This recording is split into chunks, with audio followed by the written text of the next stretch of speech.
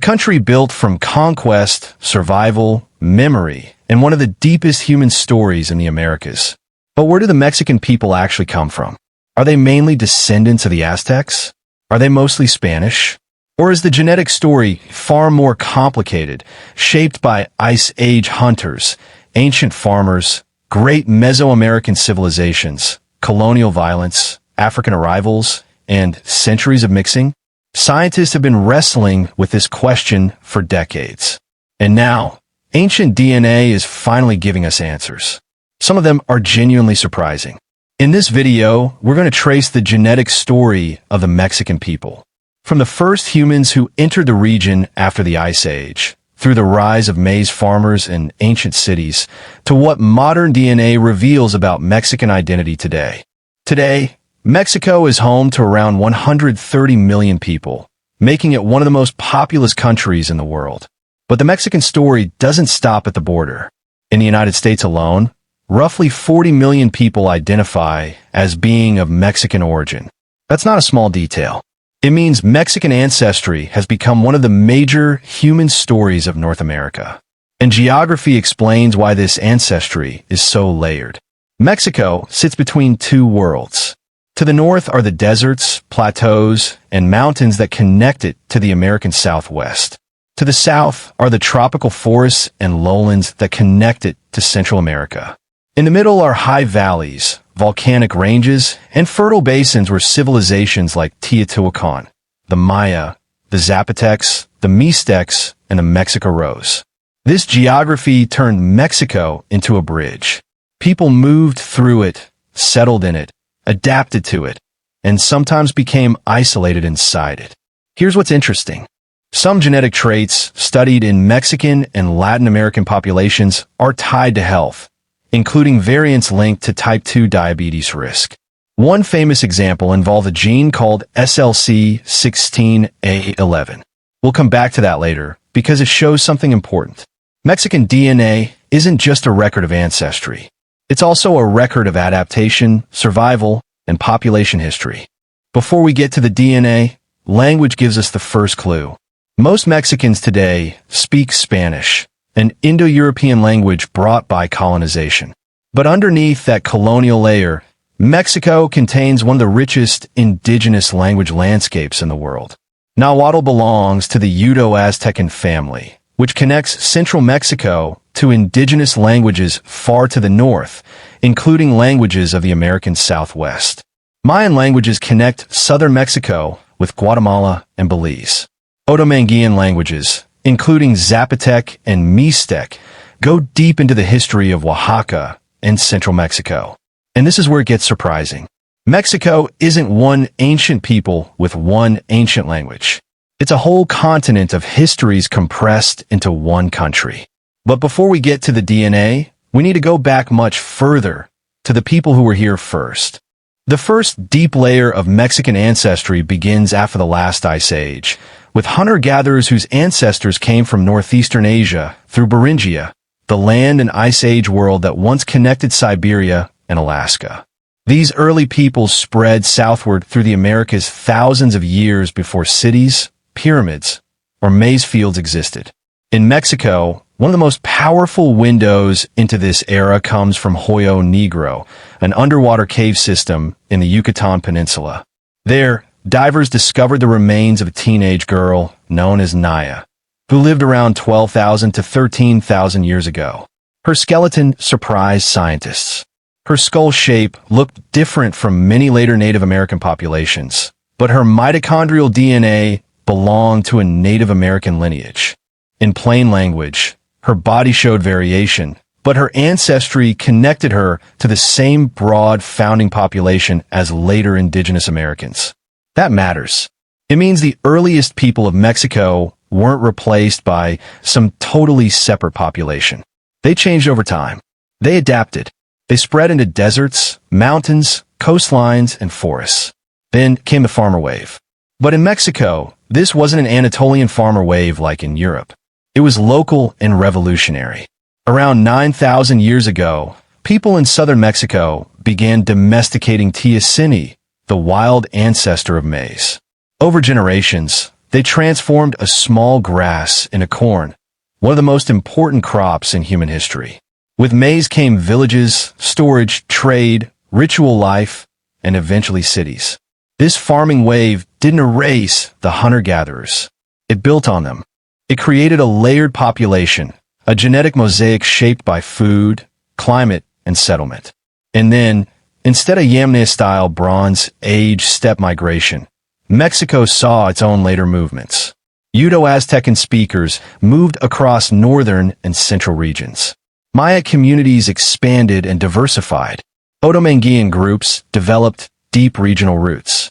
These waves added complexity, but they didn't wipe the slate clean. That's the pattern we keep seeing in Mexican DNA. Layer after layer. Not replacement, but survival with movement. For a long time, history books told the Mexican story as if it were a series of dramatic replacements. First, ancient civilizations rose. Then new peoples arrived. Then empires fell. Then Spain conquered. And after that, a new mestizo people appeared, as if the earlier indigenous world had simply vanished. But when scientists looked at the DNA, they found something different. A 2023 science study on pre-Hispanic central Mexico analyzed ancient DNA from individuals across several archaeological sites. The big surprise was continuity. Researchers found that genetic structure in parts of Mexico had been preserved for at least 2,300 years, even through periods of drought, migration, political collapse, and cultural change. Think about that. The history books suggested that severe droughts around 1,100 years ago may have pushed people from Arido-America into Mesoamerica and caused major replacement. But ancient DNA showed that many local populations endured. Their cultures changed. Their political worlds changed. But their ancestry remained. Then came the conquest. In 1519, Hernán Cortés and his allies entered the world of the Mexica, often called the Aztecs. By 1521, Tenochtitlan had fallen. The political shock was enormous. But the biological shock was even more devastating. Epidemics tore through indigenous communities. Smallpox, measles, typhus-like illnesses, and other diseases caused population crashes that reshaped the Americas.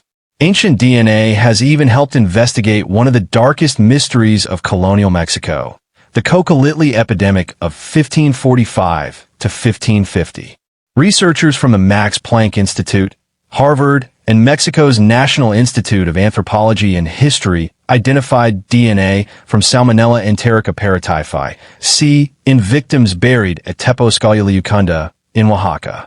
It doesn't explain everything, but it gives molecular evidence for one possible cause of a catastrophe that killed millions. And yet, here's the thing. Catastrophe didn't mean disappearance. Modern and ancient DNA both show that indigenous ancestry survived powerfully across Mexico. In many regions, it remains the largest ancestral component. In some communities, it is overwhelming. In others, it mixes with European, African, and later Asian ancestry. The African layer is also often forgotten. Colonial Mexico received enslaved Africans very early in the Spanish period. Ancient DNA from early colonial Mexico City has identified first-generation Africans, people who were likely forced across the Atlantic and buried far from home. Their descendants became part of Mexico too, especially in regions like Veracruz, Guerrero, Oaxaca, and the Costa Chica. So the DNA tells a more human story than the old textbook version. The history books said conquest created a new people from the ashes of an old world. But DNA says the old world survived inside the new one. It survived in families, in villages, in languages, in food, in names, in faces, and in the genome. That is not just genetics. That's resilience. So what does Mexican DNA look like today? The answer depends strongly on region, family history, and community. But in broad terms, most Mexicans carry a mixture of indigenous American, European, and smaller African ancestry. Large genomic studies in Mexico City and national datasets show that indigenous Mexican ancestry is often the largest component, while European ancestry, mostly Iberian, is also substantial. African ancestry is usually smaller on average, but becomes more visible in coastal regions and in communities with known Afro-Mexican history. The North often shows higher European ancestry in many populations, though Northern indigenous ancestry is still important and distinct. Central Mexico carries deep links to Nahua, Otomi, and other Mesoamerican groups. Oaxaca and the South show strong Mixtec, Zapotec, and other indigenous signals. The Yucatan has a major Maya genetic layer. Even the paternal and maternal lines tell a story. On the Y chromosome, which follows the direct paternal line, common haplogroups include indigenous American Q and European R1b, along with smaller African and Mediterranean-associated lineages. In many studies of mestizo populations, R1b reflects colonial European male ancestry, while Q reflects indigenous paternal ancestry. But maternal lineages often show a stronger indigenous American signature, especially haplogroups A, B, C, and D. That pattern points to the gendered reality of colonial history, where European men and indigenous women contributed unevenly to the formation of many mixed communities. And this complicates a popular national myth. Mexico is not genetically pure in any simple direction. It is not only Aztec, it is not only Spanish, it is not one uniform mestizo blend. Mexican ancestry is regional, ancient, mixed, and deeply indigenous in ways that still follow the map of pre-Hispanic peoples. And that's the genetic story of the Mexican people as far as science has taken us so far. Research from UNAM, the Mexican Biobank, and the Max Planck Institute is continuing to develop this picture with new ancient DNA being added regularly. DNA explains origins, but history explains strength. What makes the Mexican people unique is not just a shared genome. It's a shared story. A story of ancient hunters, maize farmers, city builders, poets, warriors, enslaved Africans, Spanish settlers, Asian migrants, village communities, and families who carried memory forward even when history tried to break it. Identity is not just about blood. It's about language, food, music, faith, place, memory, and survival. The Mexican people are living proof that identity is layered, ancient, and often surprising. Their DNA doesn't reduce them to percentages. It reveals how much history can live inside ordinary people.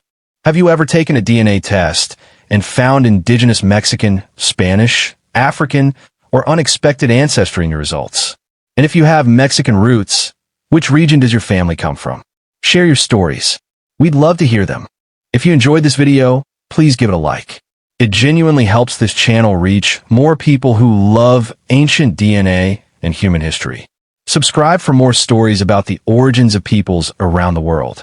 And share this with someone who has Mexican roots, or someone who loves the story of how Mexico was made. If you have any questions or thoughts, leave them in the comments. Thanks for watching. Goodbye for now. Adios.